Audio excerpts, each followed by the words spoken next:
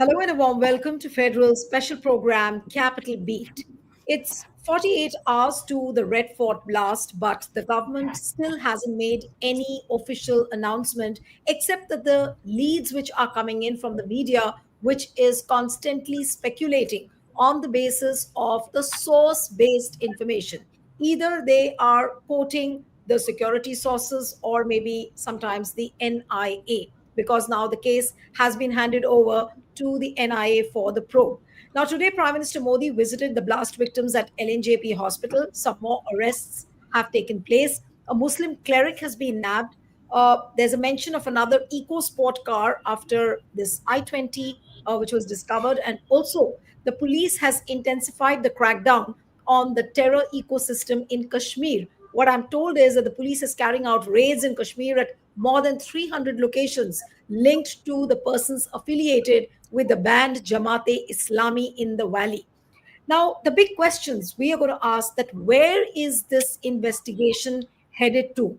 Why is the government tight-lipped, or is the government trying to be cautious at this juncture? What could be the next course of action, as Prime Minister Modi has been repeatedly saying that conspirators won't be spared? Yesterday, when he was in Bhutan, he said this, and today, when he was at the LNJP hospital, he repeated the same. So we'll try and discuss all these questions. Joining me this evening is ex-DGP Uttar Pradesh, Arvind Kumar Jain joins us. So thank you so much for joining. We have Sanjay Kapoor, who's a veteran journalist and also ex-general secretary of the Editors Guild of India. Thank you so much, Sanjay, for joining. And I'll begin with Arvind Jain. Sir, it's 48 hours now, and still we do not know whether it is a terror incident or not. There has been no official announcement as such that this is a terror plot. Of course, the media reports, which are source-based, have been saying that a case has been registered under UAPA and the Explosives Act. So, what does one do? Do we assume that it is a terror plot? Should not there have been a formal announcement either by the NIA chief or by the Home Secretary or by the Home Minister? Investigation has been taken over by NIA recently.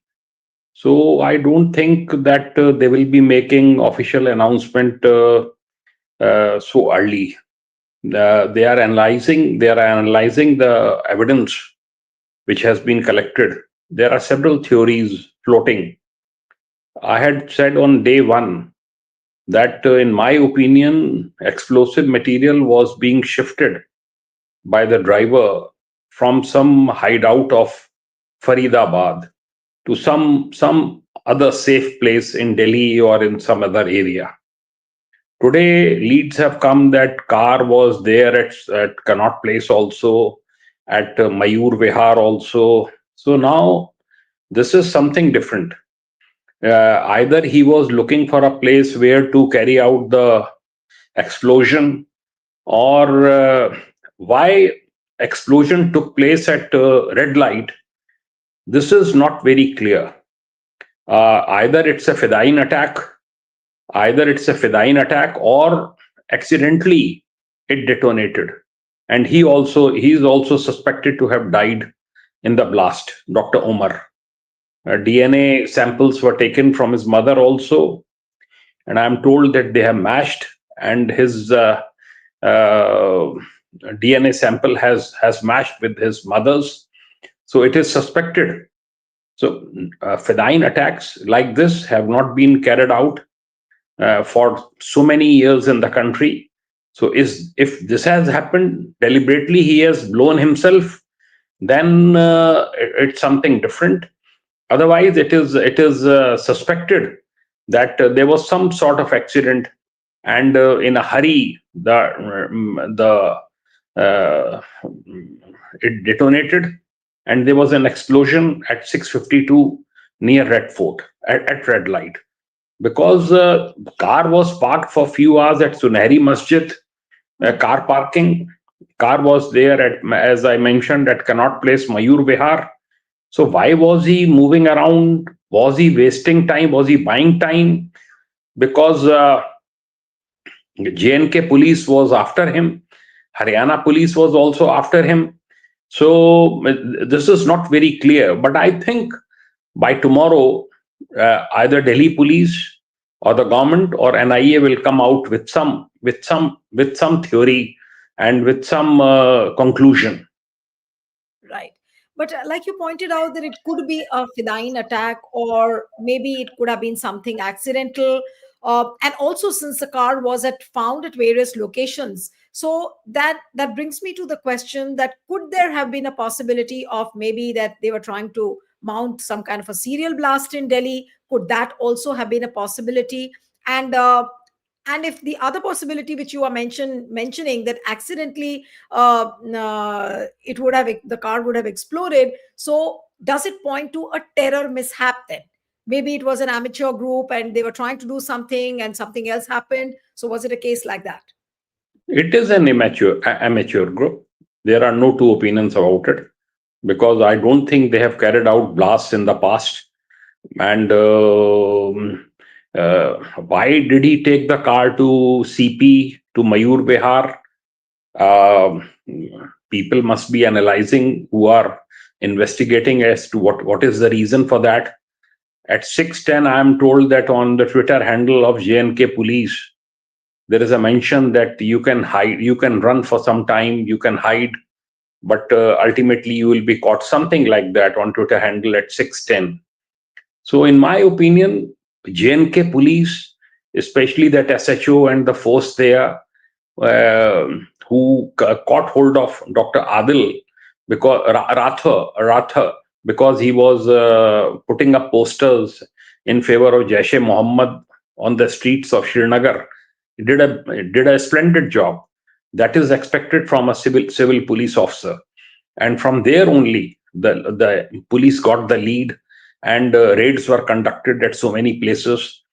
Multiple blasts could have been carried out, but I think the capacity was reduced because of the raids at Faridabad. And I don't think these terrorists were in a position to carry out multiple blasts at multiple locations. I don't think they had this capability. JNK police has done extremely well, extremely good job. Haryana police, Faridabad police has also done very well. But follow up action, in my opinion, very strong follow up action should have taken place after the recoveries at Faridabad. This is my opinion. Strong follow up for something which was lacking, are you pointing out that? And that's where the lapse happened as far as the security forces are concerned?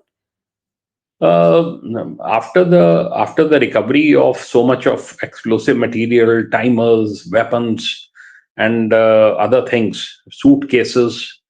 So all the police forces, IB, NIA, neighboring states, police forces, all of them should have been put on high alert that one person is on the run, and the group is there. So all possible precautions should be taken. Vehicles should be checked, because I don't think vehicles were being checked at Delhi on the day of the blast. So a lot of checking should have been done, in my opinion. Right. And I don't know whether there was some gap in sharing information. I don't know, but after that, a response of security forces, NIA chief, NSG chief, police commissioner, even HM visited in the night only, and teams were formed. He held a meeting early morning. This is highly unusual. And PM was also taking a stock of the situation. PM today visited. All this will have a lot of impact, and I think the entire group will be nabbed, will be exposed very soon, and they will be behind bars. No, you said that there were gaps as far as the information sharing is concerned. So are you pointing out at some sort of an intelligence failure? No, no, no. I'm not pointing to intelligence failure, but in my opinion, such a sensitive information, if people are on the run, should be shared with all the neighboring states. There should be uh, interrogation by expert interrogators of the accused who are arrested, and continuous sustained interrogation should take place. Repeatedly the same questions should be asked to them so that they come out with with the truth. I don't know whether they were aware of this plan for the blast or not, the accused who are in custody. But sustained interrogation is required, and police must be carrying it out. I can say this much, that Delhi has been saved from multiple blasts, and only one blast has taken place. Let us see whether this was planned or this was not planned. Delhi police and NIA will come out with some theory, but due to due to initiative of JNK police and Haryana police, Faridabad police, I think Delhi has been saved from number of blasts. But what is most baffling, sir, is that why is the government not declaring the incident as as an act of terror? Because Prime Minister has hinted twice in the last 24 hours, once in Bhutan and then again today. He says that conspirators will not be spared. Now, conspirators means that it's a conspiracy. So, do we see it as a terror act, according to you? And also, then is the government reluctant to declare it as a terror act? I don't think government is reluctant to admit it's a terror act, because so much of explosive is involved in it.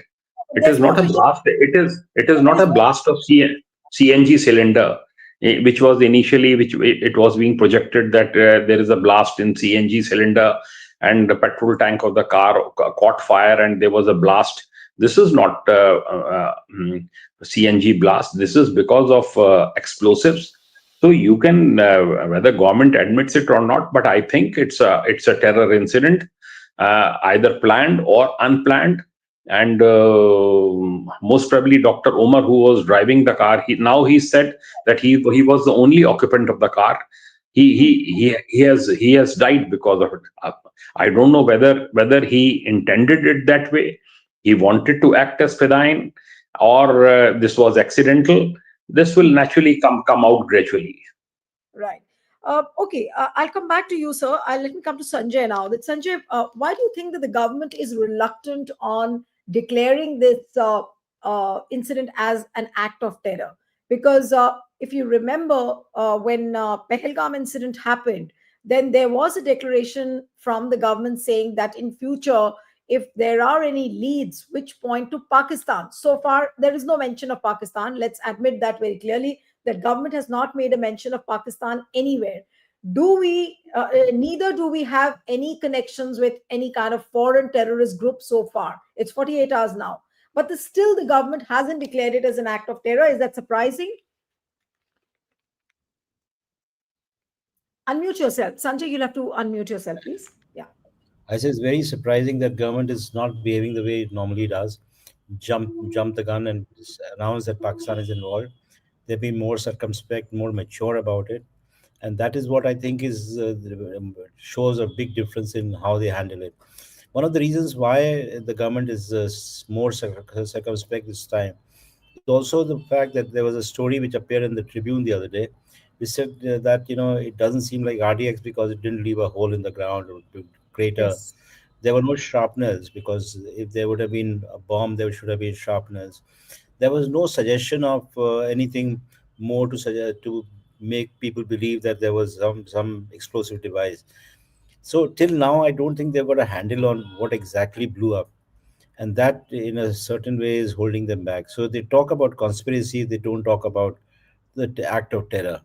They talk about many things. Like, for instance, in Pakistan, there was a blast day yesterday in Islamabad, 13 people killed, and they were very prompt in blaming India.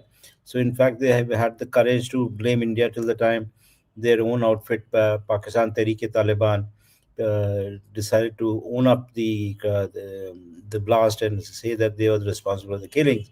So, but no such luck in India. There have been most reluctance on the part of Indian police to suggest who could it be really involved.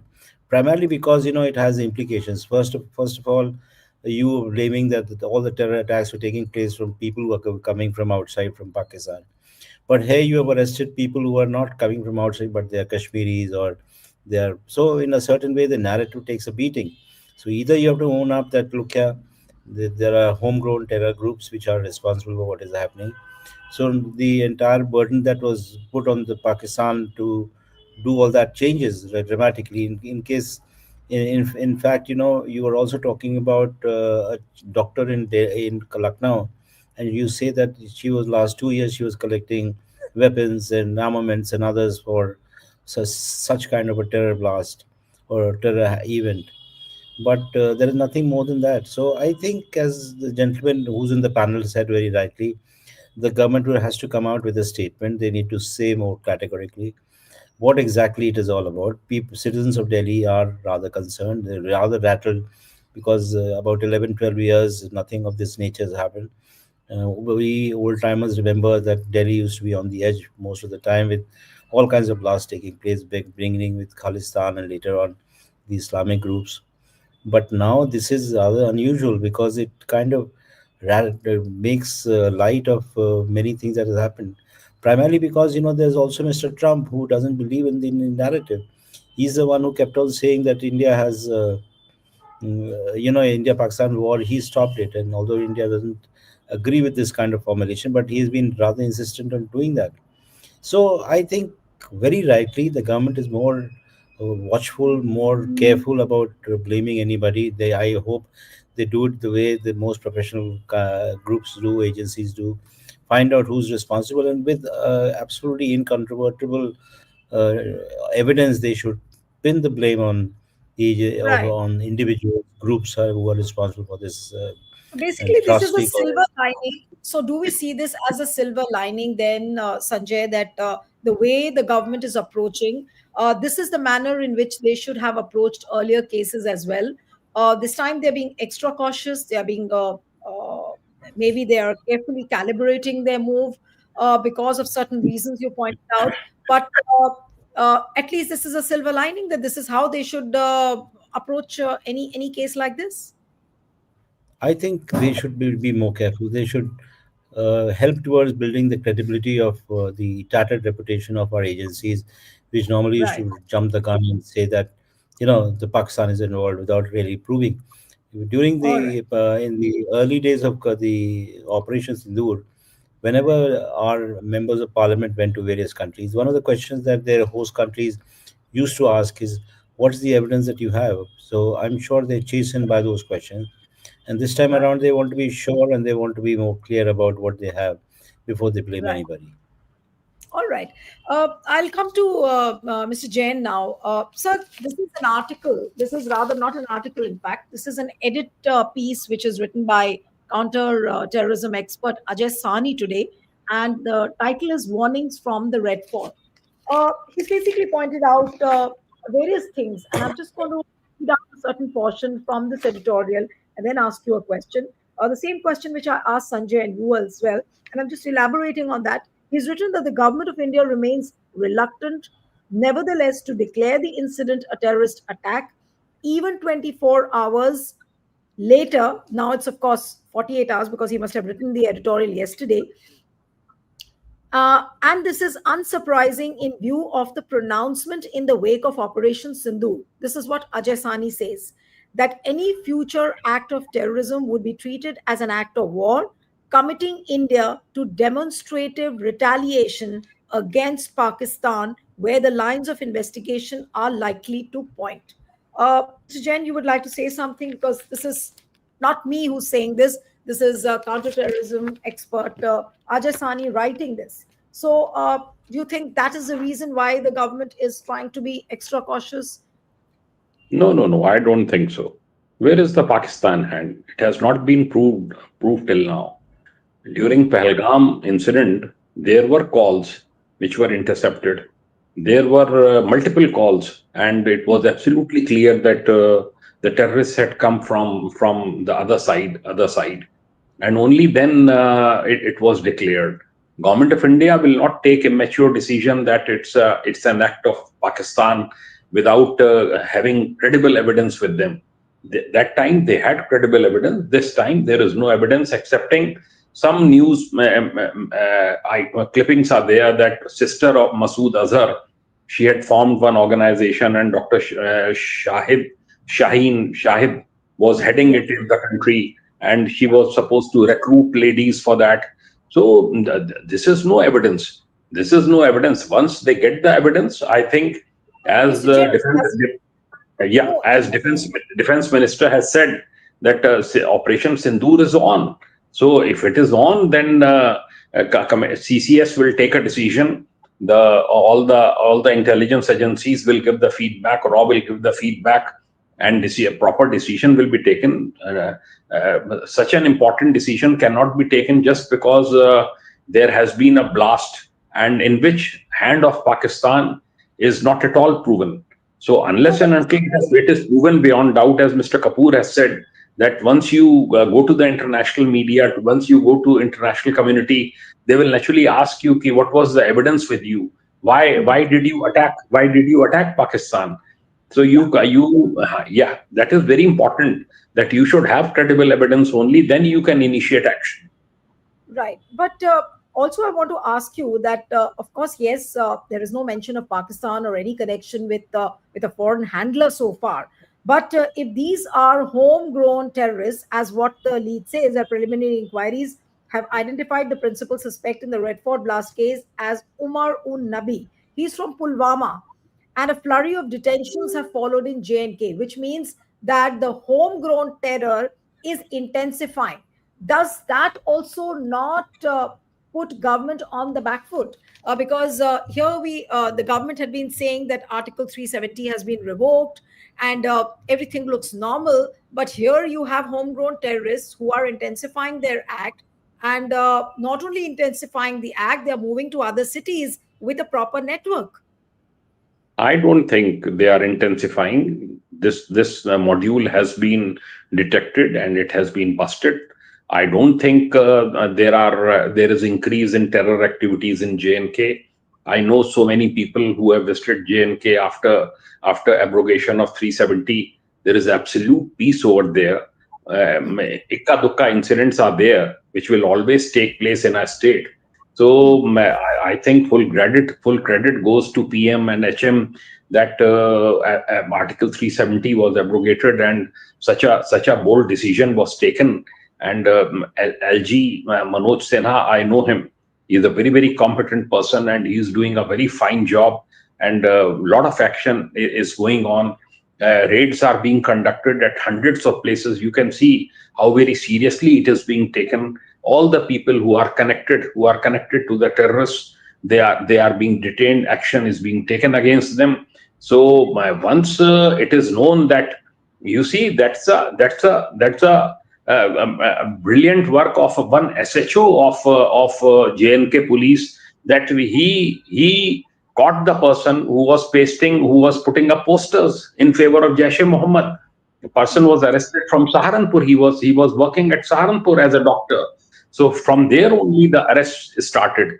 So this network, yes, you can say that network was going on for quite some time secretly. Nobody suspects the doctors who have been who professional doctors, especially MDs also, if they will behave like this. Now it's a lesson. People are taking action. In UP, I can see UP ATS is conducting raids at so many places at Yes. hideouts. So action is going on, and action is going on an unprecedented scale, which never happened in the past. Right. PM never visited patients in the hospital. HM never visited patients immediately after the incident at the hospital. So they are doing whatever they can. They have formed committees. They have formed groups, including NSG, NIA, IB, and other such agencies, and they are on the job. I think very quick action is being taken, and within a few days, I think the entire module will be bust. All right. I also want to talk to you, Sanjay, about the role of media. Media has been thriving on source based information, but during Operation Sindoor, we all know, and in fact, the entire world saw how media botched up on the source based stories, saying that Rawalpindi has been captured, then Karachi has been demolished. And then, not to mention today's episode of Bollywood actor Dharmendra being declared as dead. And today, the actor got discharged. Thank God for it. but what does it show about the credibility of media? Now, even though if the media sources are quoting, the media is quoting the NIA sources that, look, this is the story, or look, this is the, since there is no official announcement from anywhere, either from the government side or from the security official side. So, how long can we continue to believe a media which has botched up not once but many times? Yeah, this is a very major technical, major problem in a certain way, if you allow me to ruminate and to think about it. Media's credibility in a large way is also dependent upon the government, how much of information they're willing to give, whether they are firm about it or not. If they want to use media for floating trial balloons, then God forbid, there's going to be terrible the way it conducts itself. But this has been a tragedy. Like, for example, you remember that film actress Riya Chakravarti, she was blamed for the assassination, for the killing of Sushant Singh Rajput. The investigation carried on merrily, the media going overboard, asking questions that even I don't think investigators really asked her. And so that kind of public trial was humiliating for her, so much so that all her career went for a toss. She may have survived physically, but I'm sure from within inside she's a broken woman. And it's only recently that the CBI came with a admission that all the charges are withdrawn. There's nothing against her, and there's been not a word of apology from any of the media organization. So this has been going on for quite a while. But you should understand that largely the media does whatever the government wants. I mean, they exaggerate, they aggravate, they do all kinds of things. But unfortunately, that is the truth, and that is where the government has to draw a line, the media has to draw a line, that without proof they will not write anything. But now what is happening, that without proof they end up drawing all kinds of conclusions, blaming people, creating a kind of environment where there could be hate-driven crime, hate-based crimes, and that is where the worry lies. All right. So, towards the end of the program, I'd just like to, Mr. Jain, to say a few things about the investigation, and then we'll close the program. So, sir, what do you expect? By when can some leads be concretized so that people may come to know as to where this investigation is headed to? Main conspirators have been nabbed. The kingpin, Dr. Umar, I hope he is dead in the car blast. Doctors have been arrested. One clergy has been detained. One has to be very careful in such investigations that no false implication should be there. So all the agencies are being roped in, they are verifying it, and continuous interrogation. As I said earlier, sustained interrogation of an accused is very, very important. One team should be deputed for one person, and for hours and hours, the person should be interrogated, and same questions should be asked. So naturally, gradually, they come out with the facts. I don't know whether they were aware that this blast is going to take place, or they were not aware, because Dr. Umar must have taken a hasty decision to shift explosives to some safe place, or he wanted to explode it at some crowded place, for example, at Red Fort. So these things, facts will come out very soon. I think NIA will not make a statement, very hasty statement, that this was done like this. So they will come out. Let us wait for it. NIA is a very, very professional agency, and it will do a very professional job. I am 100% confident of that. All right. So, we'll have to end it here. Thank you so much, Mr. Jain. Thank Sanjay, thank you very much for joining. Thank you. Thank you. Thank you, sir.